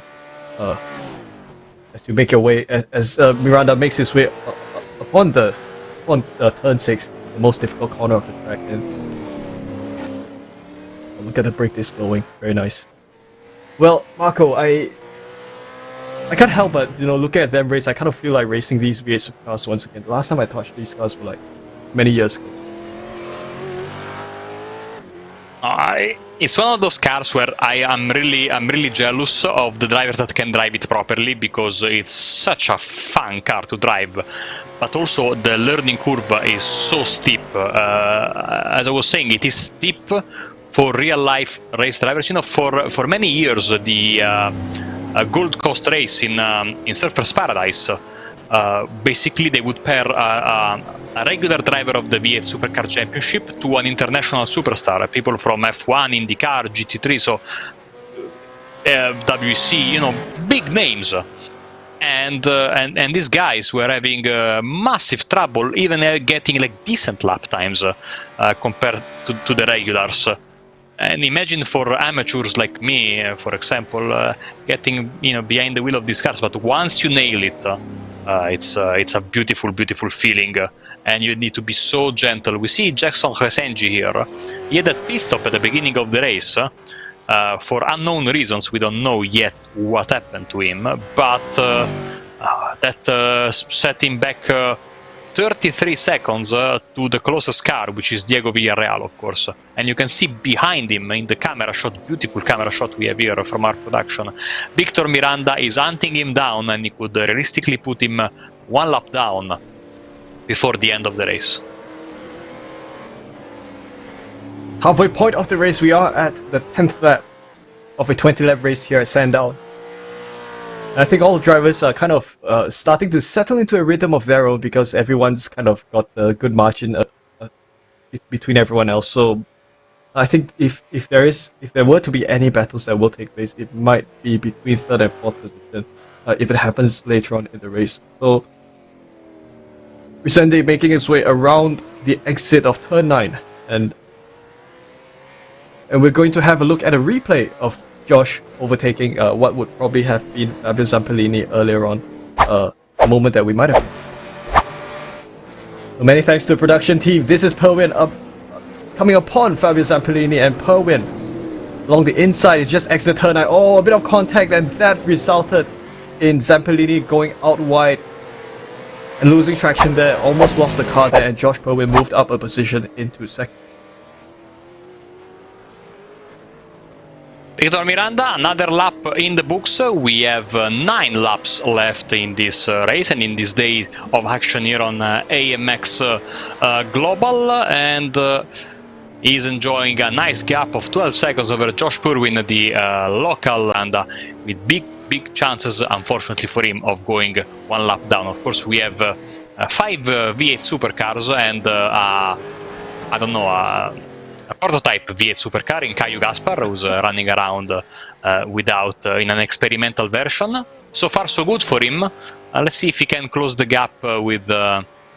One thing I remember from the days I used to do the Euro V8 Supercar Championship, Wayan, is that you don't really suffer that much from missing the rear wing on this car. Of course you suffer, but it's not like not having it in a Formula car. So Gaspar could still be in the hunt for third place if he can get a few good laps rolling. You don't really feel the loss of the rear wing, although it does affect the way the car handles a bit. You don't really feel it that much, as the production team has kindly put up a replay of another action that might have happened a couple of moments earlier. So this is the Red Bull of Diego Villarreal. He's made a bit of mistake along the exit of turn 3, I think. And of course, with these cars, if you lose too much of the rear end, it does become a bit difficult to handle. And Melbourne Taxi has made his way up the position. And there is our local driver, Josh Purwin. Is trying to, at this point, realistically, unless Victor Miranda makes a mistake, he will need to settle for second place. But, of course, remember, there is still the chance of bringing home the 50 bonus points for the fastest lap of the race. And so I'm thinking that Josh could realistically maybe slow down his pace a bit, save those tires, and maybe at the end of the race go and try to get the fastest lap of the race. This is something we need to keep an eye on. He's marginally quicker than Zamperlini, who of course is 7.5 seconds back from him, so no risks there. So Josh can really focus all of the remainder of this race, this final 7 laps, into getting a shot at Miranda's fastest lap. We saw the victory is worth 100 points, but fastest lap is worth 50 points, so it's a big incentive in this league to get the fastest lap of the race. Zamperlini in third made 2 positions up from where he began from, so I think he's kind of got the biggest gains in the race thus far. Because first and second place are exactly where they began from. Zamperlini's last time by was a 1:09.51. His best lap time was 1:09. So, because we have a couple of drivers who are half of the field who are within the 1:08. Of course, that would be Victor Miranda, Josh Purwin, and Caio Gaspar. And the rest of the guys are also definitely trying their best to get a very fast lap time in here. I tell you, if I were to race here, my lap time would probably be like what, 1:13 or 1:14. My rule of thumb is that when I drive like a normal race car, let's say I'm driving a lot of Dallara LMP2 lately, I am around 3 to 4 seconds back from the top rated guys on a single lap. But with these cars, I think I will be like more like 8, 9, 10 seconds off the pace. And the challenge would be to finish one lap. Yeah, well, these cars provide such great racing, and yeah, sometimes it's as fun as it is to be able to handle these cars. It's also very fun to watch people drive these cars, and that is definitely the case with this race here that we are observing. Caio Gaspar continues, and we can just see. I'm just a bit curious, Marco. See along turn 7, which is the right-hand part of the dangerous corner. I think I noticed that drivers have been able to cut that curb a lot. I'm not sure if that had been possible. Where there's not a lot of fighting on the racetrack, you can still marvel at how these guys are able to chuck this car around, corner after corner. And of course, there is always the danger for everybody, including Victor Miranda, to make a mistake at any moment. These guys will, 20 laps around here is more or less the distance that they have when they do the qualifying races for the Sandown 500. They do, like, I think 20 laps for the main driver and 20 laps for the B driver, because they do driver pairs for these longer races. And then they do like a average of the positions, and that's where you start in the 500. So it's a proper race length around here, 20 laps. And so I'm curious to see how the drivers will arrive at the end of the 20 lap scheduled distance tire wise. especially because a good portion of the field has been slipping and sliding basically since the first corner.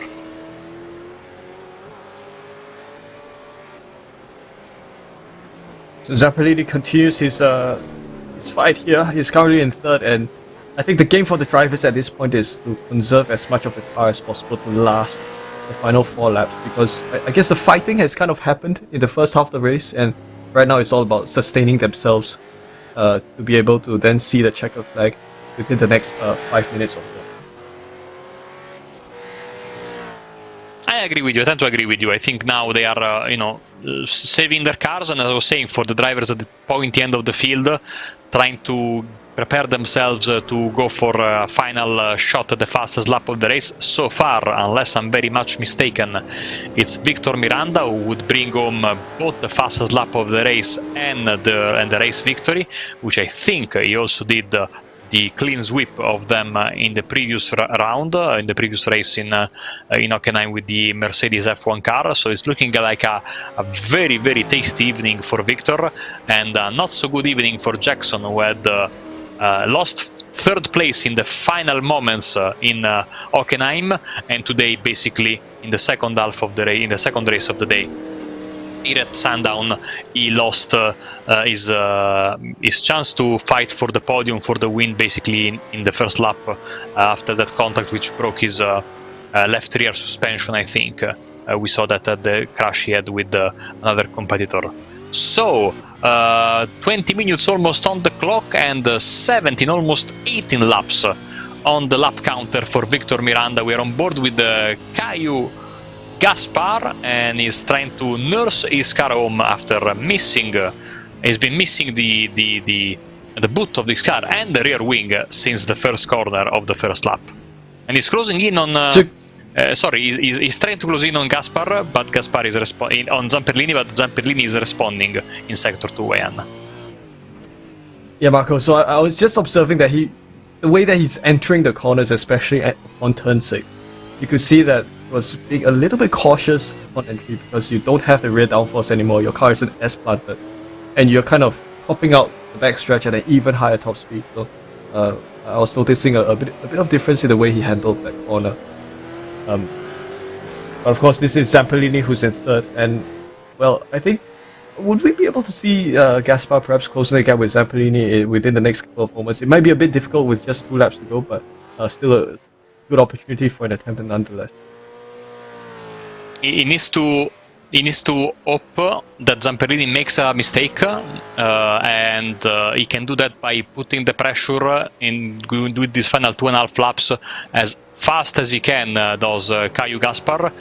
That could provide him the opening, but I'm sure he's thinking to himself, since that very first corner, how my race would have been different had I not have the damage that I received basically a few hundred meters after the start. So, but all in all, he's bringing home some valuable points for his championship, and he just needs to hold on for 2 more laps, because Victor Miranda just crossed the start finish line, and lap 19 out of 20 has begun. Final push for the drivers. Miranda continues to lead the race with an 18-second advantage ahead of Josh Bowen. So I think Miranda kind of has race number 2 of the night in the bag, and I think all he has to do is just to make sure you can make use of the slipstream, and that is probably going to be important, as Victor Miranda, of course, he has the fastest lap time at this point, and any slipstream that he can get will serve to his advantage as he makes his way over turns 2, 3, and then upon 4.